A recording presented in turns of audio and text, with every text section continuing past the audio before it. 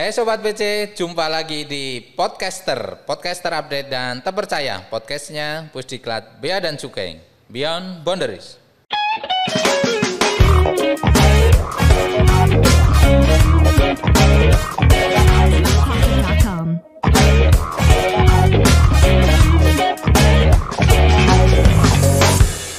Sobat PC, kali ini kita akan ngobrolin tentang kendaraan.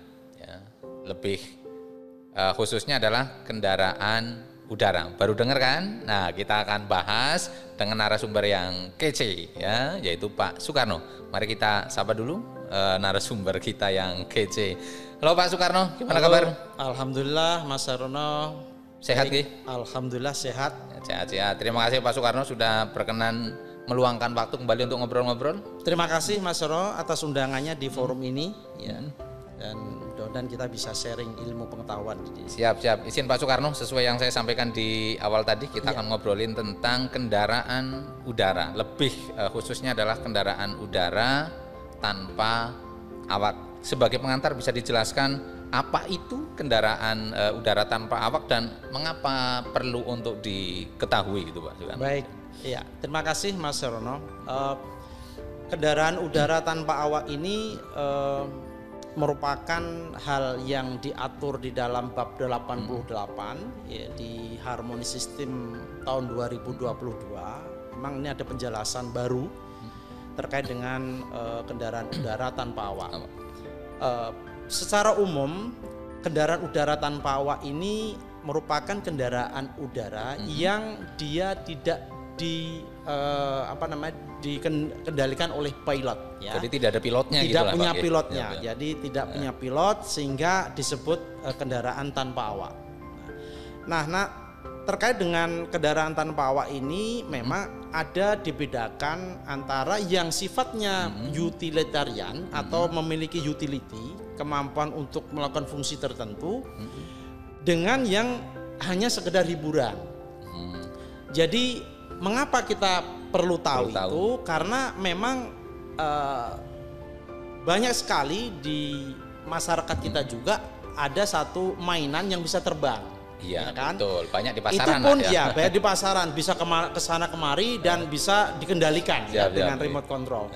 Nah, ini yang sifatnya non utilitarian atau tidak memiliki fungsi tertentu, hanya sekedar hiburan, mainan, ini tidak termasuk di dalam bab 88. Maka kenapa penting kita harus tahu itu ya, bagaimana kita membedakannya.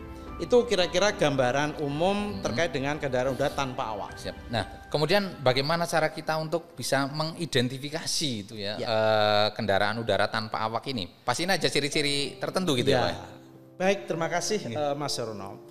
Kalau di dalam penjelasan di bab 88, terutama di catatan 1 itu memang tidak diuraikan. Bagaimana sih kira-kira kriteria yang pastinya. Dia hanya memberikan penjelasan secara umum untuk membedakan mana yang masuk bab 88 dan bukan di bab 88, terutama di bab 95. Karena itu ada mainan juga di situ.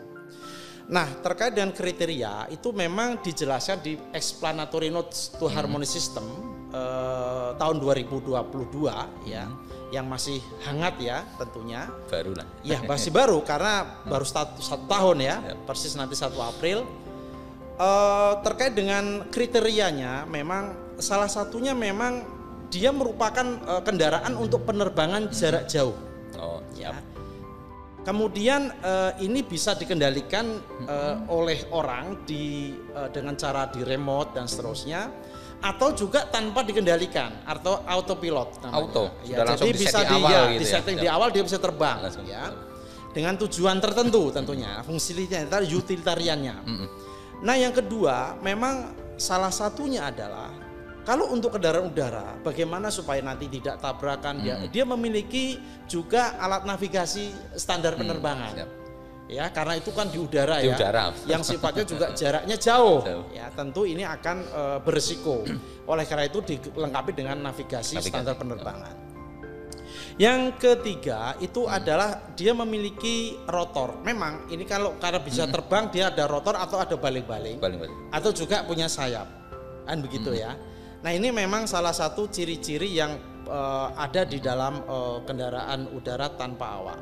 Kemudian yang berikutnya adalah terkait dengan kemampuannya. Ya, kemampuannya itu bisa untuk mengangkut orang, bisa mengangkut barang. Orang juga berarti. Bisa juga. Kemudian bisa mengangkut untuk hal-hal lain seperti fungsi-fungsi untuk pertanian, perkebunan, ilmiah, fotografi, juga termasuk untuk tujuan tertentu seperti tujuan militer, perang, dan seterusnya. Nah itulah kira-kira gambaran daripada kendaraan udara tanpa awak yang sebagaimana disebutkan atau dijelaskan di dalam bab 88. Itu kira-kira gambaran utamanya begitu. Sudah punya bayangan lah gini ya. Ya, Nah, betul. kemudian apa sih sebenarnya pengaruh identifikasi ini kendaraan udara tanpa awak ini, Pak? Ya, tentu pengaruhnya terkait dengan klasifikasinya. Ya, kalau klasifikasinya berbeda, tentu ada pengaruh pembebanannya juga akan berbeda. Oh ya, siap. Ya, sehingga ini akan besar sekali. Jangan sampai nanti bilangnya